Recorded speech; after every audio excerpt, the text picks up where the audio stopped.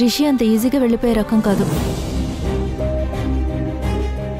జల్సాలకు అలవాటు పడ్డవాడు కాబట్టి చచ్చేదాకా ఇక్కడే ఉండి డబ్బులు గుంజాలని చూస్తాడు. తనకి వేరే ఆప్షన్ కూడా లేదు కదా. రిషి ఇంకా లైఫ్లో సెటిల్ అవ్వలేదు. బట్ అన్ఎక్స్పెక్టెడ్గా వీణ ఎంట్రీ ఇచ్చింది. ఇప్పుడు అమ్మ చెప్పినట్టు వీణకి ఇక్కడ సేఫ్టీ లేదని తెలిస్తే రిషి జైలుకి వెళ్తాడు. వాడి కెరీర్ స్పాయిల్ అవుతుంది. ఏం చేస్తాం? ఇందాక నువ్వన్నట్టుగానే అత్తయ్య ఎంతో ముందు చూపుతో ఈ కండిషన్ పెట్టి రిషి క్యారెక్టర్ని మార్చాలని చూసింది. కానీ రిషిని మనం ఎంతగా బెదిరించినా భయపెట్టినా సరే తన బిహేవియర్ని మార్చుకోవట్లేదు. We are helpless. అమ్మ పెట్టిన 15 రోజుల గడువులో రిషి ఇంట్లో సిచ్యువేషన్స్ అన్నీ పాజిటివ్గా మారాలని ఎక్స్పెక్ట్ చేస్తున్నా వేదా. ఇది సాధ్యమవుతుందంటావా? Let's hope for the best Sri. ఏం జరిగినా సరే మనం ఫేస్ చేయడానికి ప్రిపేర్డ్గా ఉండాలి.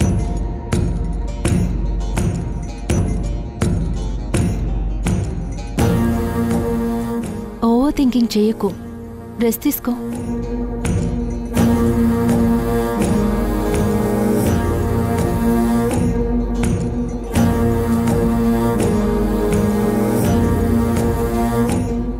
అత్తయ్యకి వీణ గురించి తెలిసి కూడా చెప్పట్లేదు. మరెలా వీణని ఫైండ్ అవుట్ చేయాలి? ఎస్, కార్తీక్కి వీణ డీటెయిల్స్ తెలిసే ఛాన్స్ ఉంది.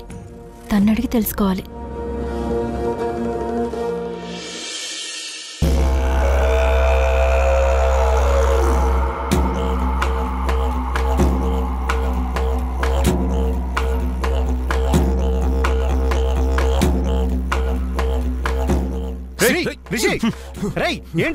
చూసారా డాడ్? చూసారా డాడ్ వాడు ఎలా మాట్లాడుతున్నాడు?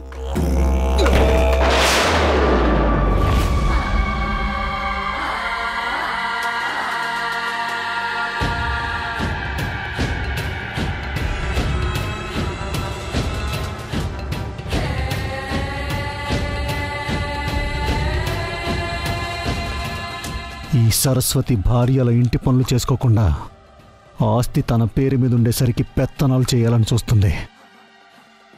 ఇప్పుడు తనలో పొగరు అహంకారం రెండూ చేరాయి.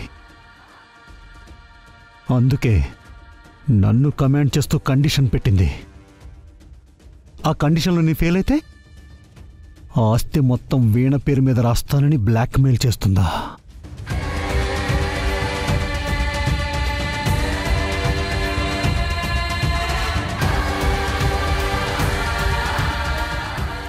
నేనాడుతున్న నాటకాన్ని పిచ్చి పార్వతి నమ్ముతుంది. దాని నుంచి అన్ని న్యూస్లు నీకు చేరతాయని నాకు తెలుసు. నువ్వు మాస్టర్ అయితే నేను రింగ్ మాస్టర్ని సరస్వతి. నువ్వు ఆస్తి వీణ పేరు మీద రాయకముందే ఆ వీణ ఎక్కడుందో ట్రేస్ చేసి ఆ వీణను లేపేసి నా ఆస్తిని, అది నా ఇంటి కోడలుగా రాకుండా నా ఇంటి పరువుని కాపాడుకుంటాను.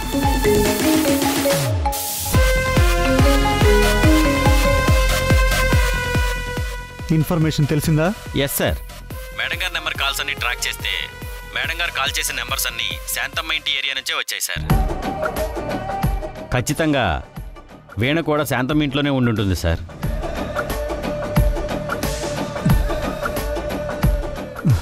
అరే మేనేజర్, అది ఆర్డినరీ ఉమెన్ కాదురా, ఎక్స్ట్రాడినరీ ఉమెన్.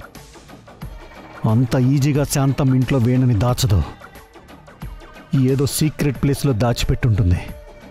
ఆ ప్లేస్ ఎక్కడో రేపే కనిపెడతాను.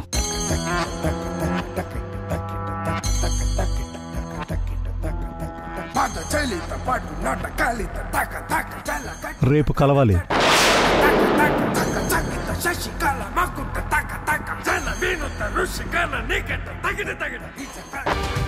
రెండు కత్తులు ఒకే వరలో ఉండలేవు అన్నట్టు ఇద్దరు తెలివైన వాళ్ళు ఒకే ప్లేస్లో ఉండలేరు సరస్వతి. మనిద్దరం తెలివైన వాళ్ళమే, అందుకే దూరంగా ఉండాల్సి వస్తుంది. వీణని అడ్డు తప్పించాలని నేను చూస్తుంటే ఆ అడ్డు అలాగే ఉంచి మమ్మల్ని మార్చాలని నువ్వు చూస్తున్నావు. This is wrong. ఎస్, ఆ వీణని ఏ మూల దాచిపెట్టినా సరే ఈ లోక్నాథ్ కంటికి కనబడాల్సిందే, నా చేతిలో చావాల్సిందే.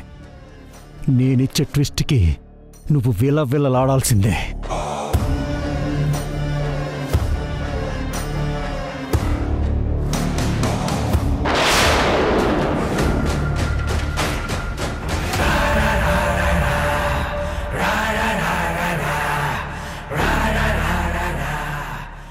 నమస్తే సార్.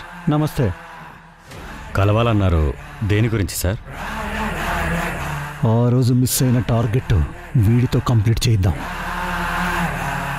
3వ కంటికి తెలియకుండా ఒక పని కంప్లీట్ చేయాలి.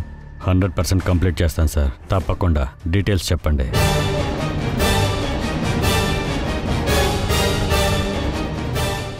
నీ ఫోన్కి 2 ఫొటోస్ పంపించాను చూడు.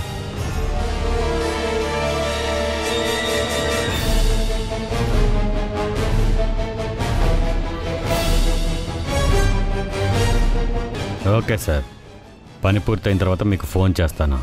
గుర్తుపెట్టుకో, మొదటి లేడీ పేరు సరస్వతి.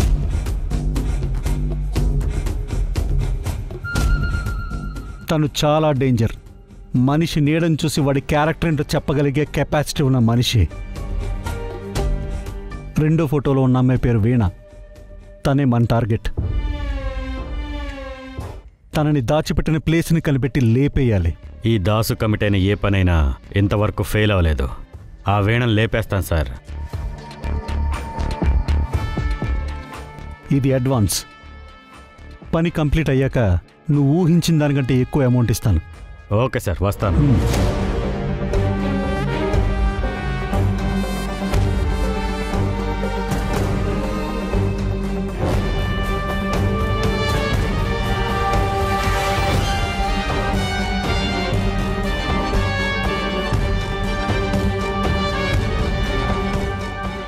సరస్వతి, నన్నే ఆడించాలని చూస్తావు కదూ? నేనేమన్నా ఇన్నోసెంట్ పుష్పం అనుకున్నావా? Loknath, the one and only Loknath.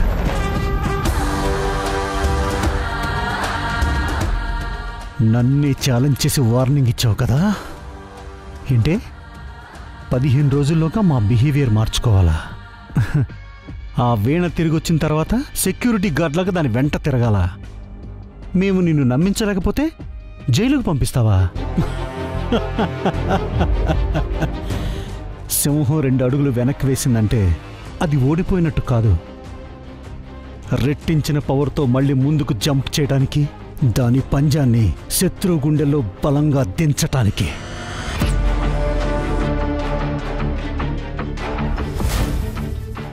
ఆ వీణ విషయంలో సింహం లోక్నాథ్ 2 ఒకటే. దెబ్బ కొట్టే టైం కోసం వెయిట్ చేస్తున్నా. నువ్వు నాకు కరెక్ట్ టైంలో దొరికావు సరస్వతి.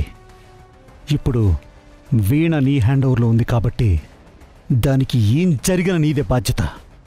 అంటే వీణ చనిపోయినా నువ్వే చంపినట్టు లెక్క. సో చేతికి మట్టంటకుండా వీణ పీడను వదిలించుకుంటా. అది చస్తే నేరం నీ మీదకొస్తుంది, మా ఇంటికి పండగొస్తుంది. దెబ్బ అదుర్సు కదూ సరస్వతి?